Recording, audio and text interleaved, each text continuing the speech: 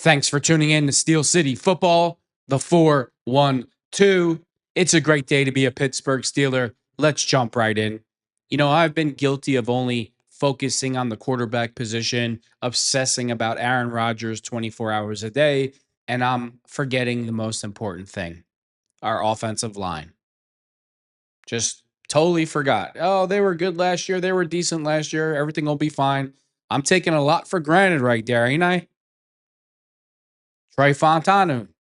He's basically in his rookie year this year, coming off a serious knee injury, and he had some minor issues in college also. Can he make it a full season? He hurt the knee twice. He hurt the knee one time, and then he finally was out for the year with it. So he was banged up before the year even started. What if Troy Fautanu gets hurt this year? Then what? What if Broderick Jones getting moved back to left tackle? What if he continues being the Broderick Jones of usual? It's going to be a long, painful, hard season. If you cannot block anybody at offensive tackle on the left side or the right side, it doesn't matter who you have back there at quarterback, your team is in trouble. I know OTAs are going on and everybody looks great in OT. Everybody, oh, this guy looks great. This guy looks great. Oh, his butt got bigger. This guy can run. Oh, this one looked fantastic. It's a totally different story when you put pads on, you start hitting other human beings. Now, I'm glad that Troy Fautanu is out there running around. Of course I am. But Broderick Jones, if you watch the film on him, obviously it's nothing physical. The height, the strength, the speed, the size, it's nothing to do with that. He's down in the stance. He doesn't know the snap count. He's down in the stance. He doesn't know where the play's going. He's touching other offensive linemen. They're ignoring him. They're ignoring him like they're irritated that he doesn't know the play.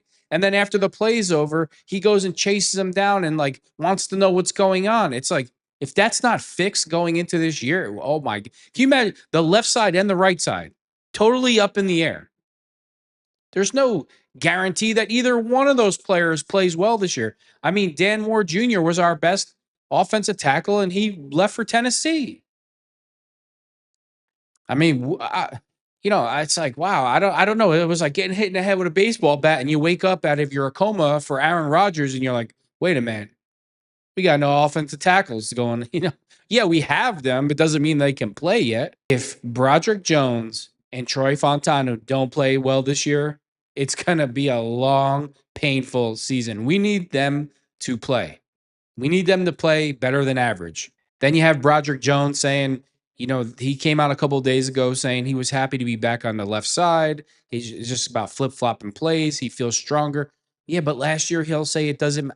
I don't know what to believe at this point. Who cares? I just need the guy to know. We need Broderick Jones to be the first-round pick that we drafted him to be. And the same thing with Troy Fautanu. But you watch Broderick on tape. I mean, the problems that he has is just him. He's the problem. It's nothing. It's not his size. It's not his speed. It's not his strength.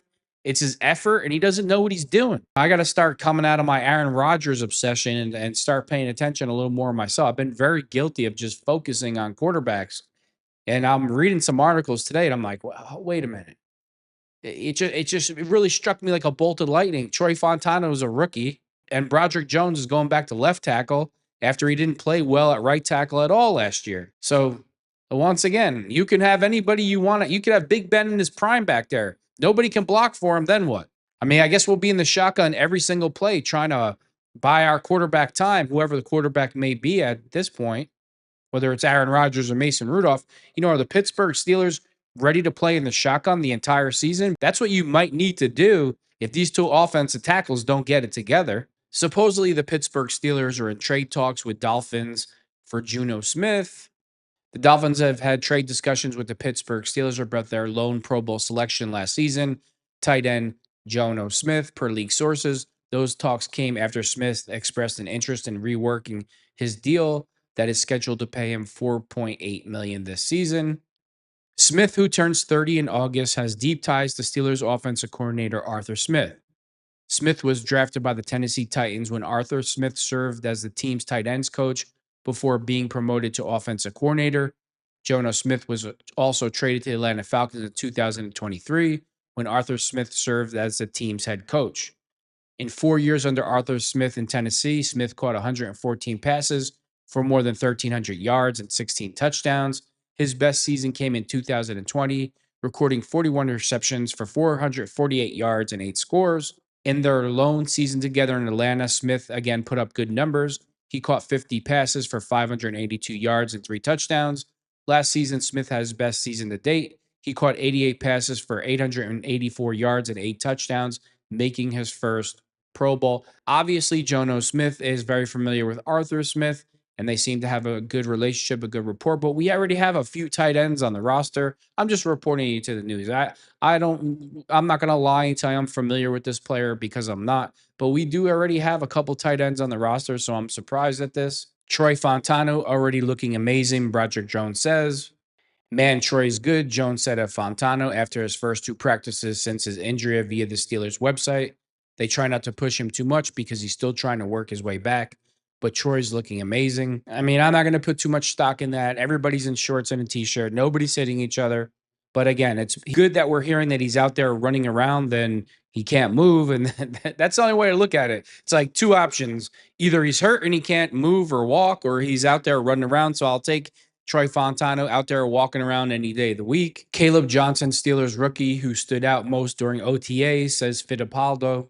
Probably Caleb Johnson because he has hands on the ball more. He told the fans Andrew Filipponi and Chris Mueller what limited things we're able to see with 11 on 11, and they don't do a lot of 11 on 11 at OTAs. It's really 75% individual periods, and then we'll come together for a little bit. It's fair to temper evaluation of any player this time of year, not only because Pittsburgh has just had 3 full team practices, but also because the low-key nature of those practices, no pads, no contact, and as Fittipaldo mentions, limited 11 on 11 opportunities. Evaluating players like Johnson won't truly start until August during the Steelers' first padded training camp practice. That's what I just said. Still, it's an encouraging start to Johnson's career. Landing him in the 3rd round was strong value. He should make an immediate impact on the Steelers' offense and run game in search of more consistent splash plays. At 6'1" and roughly 230 pounds, he has the size of an old school Steelers back with the speed of a new age player. Johnson looks the part, Fittipaldo told the show. I think he's going to be a really good player, and I'm excited to see what the guy can do in training camp. So that's probably the one draft pick who stood out the most here during the week. He's a very super lean, 230 pounds, so that's always a good sign. And the big factor, what does it always come down to? It doesn't come down to running the ball. It comes down to pass blocking. Will Caleb Johnson be able to pick up the pass protection to get on the field? That's always the big question. And until we see the pads on him, until we see linebackers running at him full speed like TJ Watt or Alex Highsmith or Nick Herbig, I'm not going to say anything. I don't care.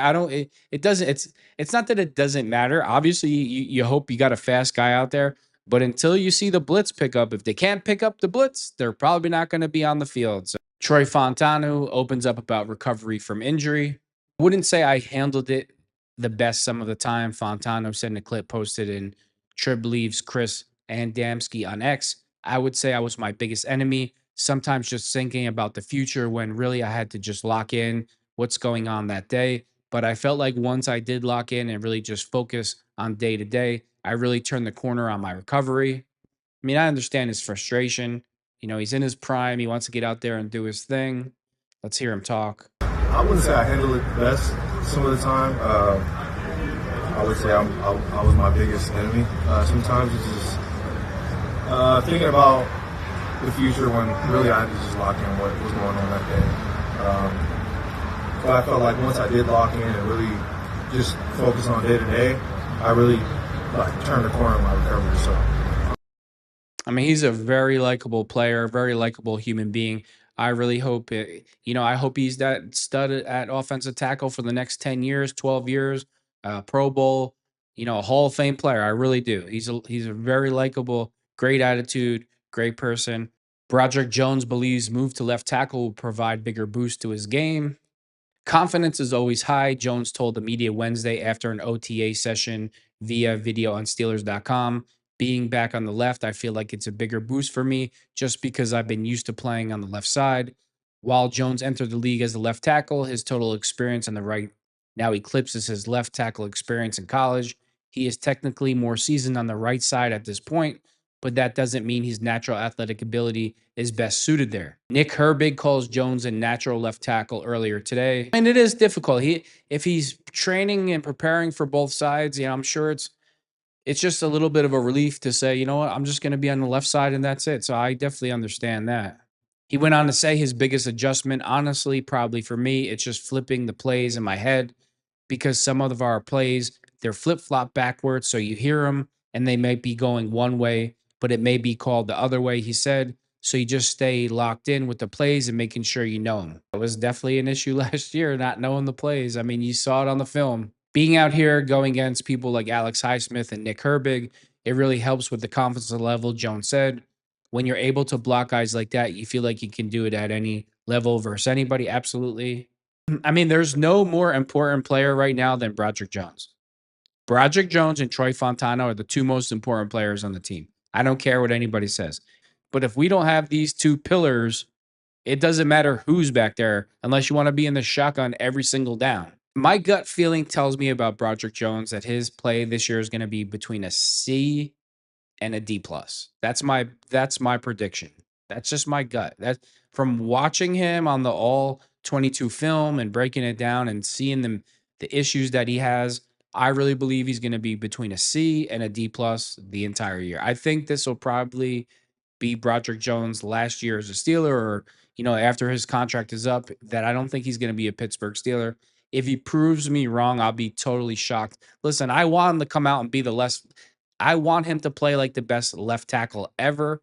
Is that going to happen? I don't know. It remains to be seen.